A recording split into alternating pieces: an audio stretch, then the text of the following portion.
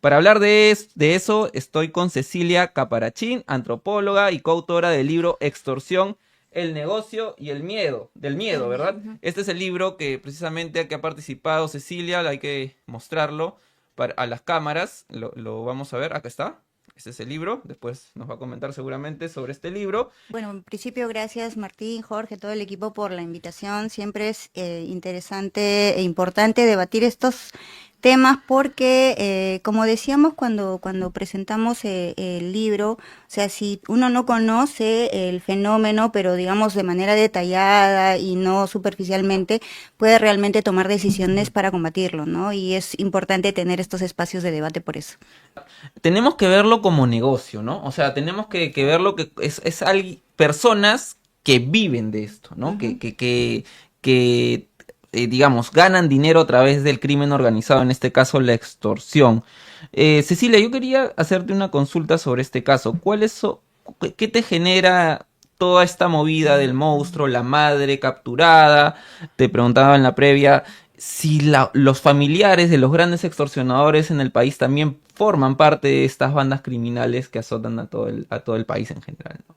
Sí, bueno, en realidad entender entender cómo funciona las organizaciones criminales vinculadas a la extorsión es complejo porque justo el autor del libro, el que Ujú. batutea todo esto, el principal autor, nos debatíamos mucho sobre el tema y decía, en realidad el crimen organizado en el Perú no es organizado, ¿no? Es Ujú. desorganizado.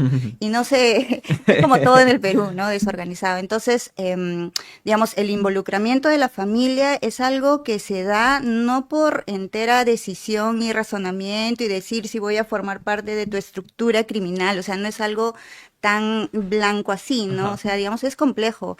Que llegan a participar, definitivamente la familia de una u otra manera participa, ya sea que quiera o no, ya sea que esté consciente o no de su rol Ujú. dentro de una organización, Ujú. pero participa finalmente, ¿no? Y participa con sus pros y sus contras, ¿no? O sea, obtiene los beneficios rentables de esta organización criminal, de las organizaciones criminales, que Ujú. definitivamente son bastantes, pero también obtiene los riesgos, como los que está pasando con la mamá, ¿no? Ujú. Que ha sido capturada. O sea, para los dos también, Enrique, para abrir el debate, ¿no? Y podamos conversar los tres. La mamá del monstruo, según la policía, era una suerte de tesorera, ¿no? O que hacía los pagos y movilizaba el dinero, a ella se le hacían los depósitos. Esa era su labor dentro de la organización criminal. En ese sentido, a ti, Cecilia, ¿qué te parece esta situación? La mamá como siendo la distribuidora de los cobros de la actividad misma, ¿no? Que es Ujú. la extorsión. Y quería preguntarte también en ese sentido cómo operan estas bandas extorsivas, porque al parecer tienen que tener mucha confianza y podría ser que quienes lo acompañen en este tema tan delicados como es el dinero, la cobranza del dinero, puedan ser familiares en algunos casos o parejas, Ujú. ¿no? Que son las encargadas o las responsables de hacer este tipo de cobros, mientras que el cabecilla organiza toda la organización, parece.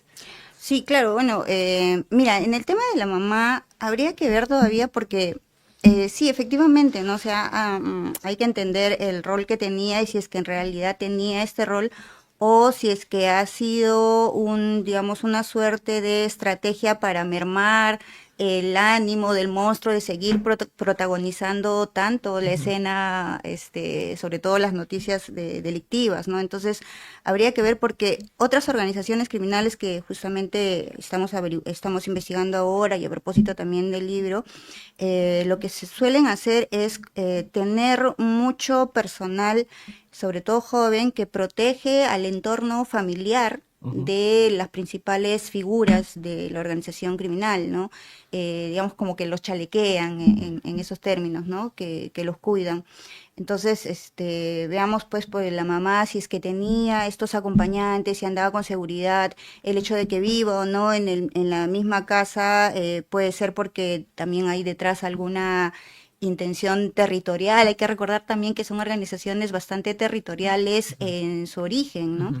Y todo esto, pues, sí, habría que esperar qué tanto sale de las investigaciones y qué tanto resulta positivo la captura de la mamá en tanto a desorganizar un poco o, digamos, mermar un poco la actividad de esta. La noticia corre a nivel extorsivo y a la extorsión en general en el país y las autoridades, al menos la policía, estamos teniendo una etapa en la que los medios también somos cómplices, en la que decimos, vamos por el monstruo porque es el gran extorsionador del país. Y yo les pregunto a ustedes como especialistas, ¿es el gran extorsionador cuando caiga el monstruo en algún momento, si es que cae, va a disminuir la extorsión en el país o en verdad nos están vendiendo gato por liebre con Claro, con esas no, capturas y todo ese claro. movimiento que se está teniendo? No, no, o sea, claro, o sea, siempre necesitamos algo así como un chivo expiatorio, ¿no? O Ujú. sea, alguien que digamos sea como que el símbolo de la delincuencia y contra él vamos todos, ¿no? Pero no, o sea, pasa que justo hablábamos de esto también, que ahora, si bien antes Quique ahí lo dijo bastante claro, no es un fenómeno nuevo, ¿no? Viene desde principios de los 2000, lo conversamos algún momento contigo también, ¿no? En Trujillo ha sido como que la cuna de todo esto a partir del secuestro de taxis. Y ahora más bien, digamos, ya no se centran en grandes o medianas empresas, sino existen diferentes, lo que hemos llamado ahí en el libro de aventureros, ¿no? Digamos que son personas que se aventuran a hacer la llamada extorsiva a ver si es que les resulta o no les resulta. O sea, no forman parte de una gran organización, ¿no? Y siempre voy a repetir esto, ¿no? Digamos, con un organigrama bastante estructurado, roles definidos, ¿no? Y a veces le resulta. Entonces, no creo que cayendo el monstruo se vaya a terminar el tema de las extorsiones. Más bien puede posibilitar también lo que decía Quique, es que si bien el control territorial, que también ahora se ha hecho un poco difuso, ¿ah? Eso de tema del control territorial, y ojo que los Injertos del Norte no son la primera organización transnacional extorsiva del Perú, ¿no? Tenemos a los pulpos que fueron los Claro. primeros en salir hacia Chile. Entonces, yo dudo mucho que esto se vaya a terminar con su captura, que más bien puede ser que incremente la violencia, ¿no? Sí, hablando de inteligencia, Cecilia, ¿crees que estamos aplicando la inteligencia para poder combatir a bandas como los Injertos, o los mismos Pulpos, o el Tren de Aragua? ¿No? Mm, Hablando por lo más conocido. Mira, aquí yo voy a ser como, o sea, digamos, no es tan simple, ¿no? Nada es simple, en verdad.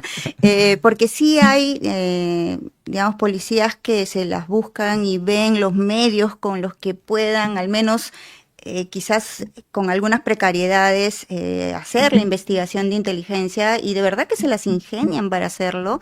Pero claro, también las condiciones estructurales no facilitan el trabajo de inteligencia ahorita, ¿no? Justo Jorge me compartió esto de la compra de fusiles Así y es. sin embargo no se compra las municiones. Entonces, estas cosas que parecen absurdas, en verdad es pan de cada día en las instituciones del Estado, no solamente en la policía. En la policía es crítico porque se tienen que enfrentar contra la delincuencia, ¿no?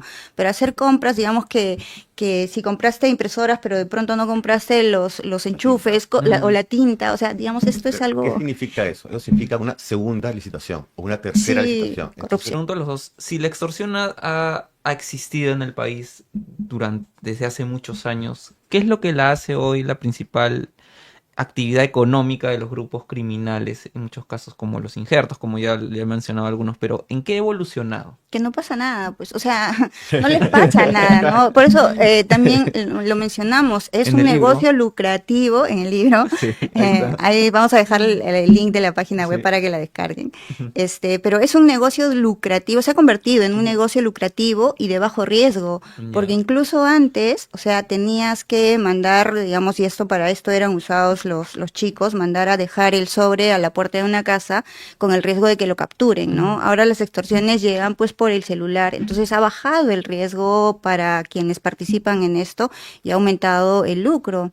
Y ha aumentado el lucro, ¿por qué? Porque las personas, cada vez las que tienen su negocio, incluso las personas mismas, tienen reticencia de acercarse a instituciones del Estado, más aún aquellas que tienen una baja aceptación o baja confianza, ¿no?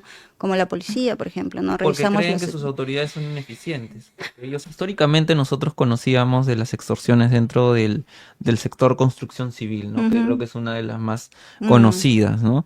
Y debe ser una de las más grandes y de las más antiguas, ujú, porque hay el cobro de cupos, ¿no? claro. Lo que se le llama el cobro de cupos. Ujú, Sin embargo, la extorsión ya viene saltando a otras actividades económicas, que ya la actividad de construcción civil ya no es la única, sino está en el sector transporte, ambulatorio, y ya se ha expandido prácticamente en todas las actividades que Claro. podemos tener. Sí, claro. ¿Por qué se ha expandido así?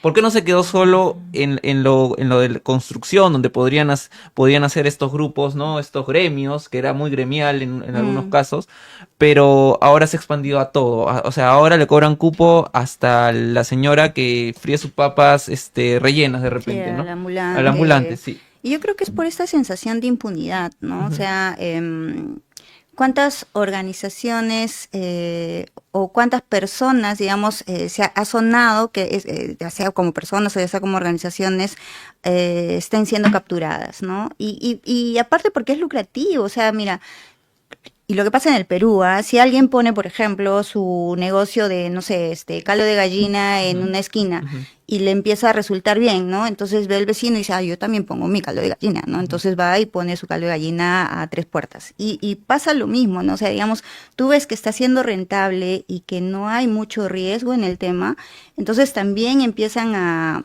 surgir nuevos actores delictivos, ¿no? Como estos, por ejemplo, que te menciono acá, quienes se atreven incluso a llamar en nombre, ahí salió en una nota periodística, el Chinito se llama, Ujú. que bueno, eso era su alias, que se llamaba haciéndose pasar por el monstruo para cobrar cupos, ¿no? Y era a la misma gente que conoce, ¿no? Porque obviamente te extorsiona a quien te conoce a Ujú. ese nivel, ¿no?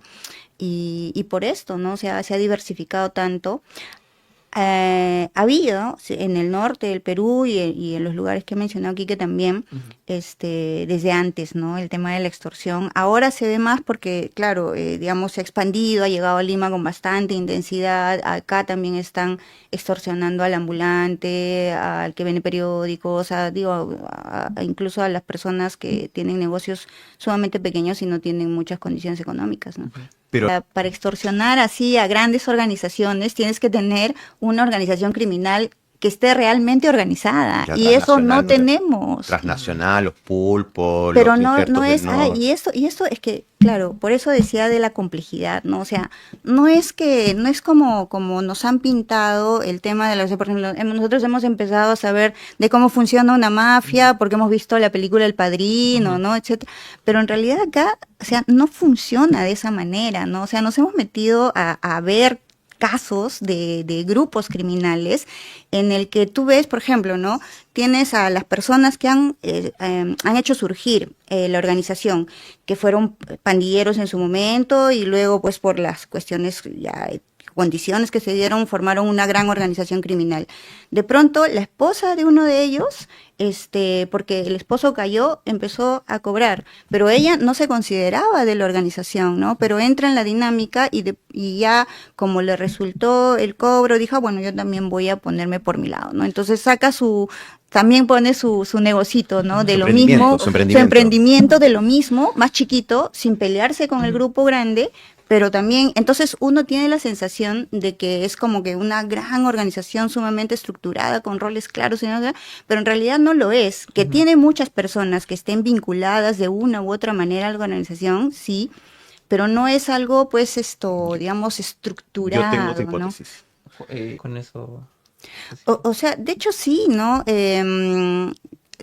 Hay, digamos, el foco que se le pone cuando pasa, pues, por eso, ¿no? Ahora que ha llegado con mayor intensidad, y ahí sí yo discrepo con Quique, o sea, a mí sí me parece que hay un aumento y una Ujú. diversificación, em, y se ha visto, o sea, estamos viviendo este fenómeno porque ha llegado a Lima, pero esto, Pero ¿qué zonas de con sus Lima? Digo, bemoles, todo Lima, o sea, puede estar tranquilo el que va a poner su negocio en La Molina, en San Isidro, o es distinta la mirada, y ahí apelo al argumento claro. de Enrique sobre, no, pues en Ponte en Vía El Salvador estoy mucho más expuesto de poner mi negocio que la Claro, gente sí, que lo pueda poner, es un definitivamente, restaurante en ¿no? San Borja, no lo sé. Pero es que sí, pues porque o sea, tampoco no son ingenuos al momento de extorsionar, Ujú. porque no van a ir a extorsionar a una persona que tiene absolutamente todos los recursos para poder denunciar y que saben que van a prender las alarmas de todas de las instituciones que tienen que actuar y actúan definitivamente. Que existe una discriminación en ese sentido, definitivamente existe, ¿no? Eso sí es cierto. Entonces, es una variable, creo yo, considerar la discriminación, ¿no? Y pasa lo que conversábamos el otro día, ¿no? O sea, ¿cómo se llama? El Centro de Formación de Servidores Municipales es algo que todavía creo que no está ni en el primer peldaño. Entonces, ¿cómo trabajas con las personas el enfoque comunitario cuando no han recibido herramientas para conocer, ¿no? El enfoque comunitario es un reto mayúsculo, pero es algo que es necesario, ¿no?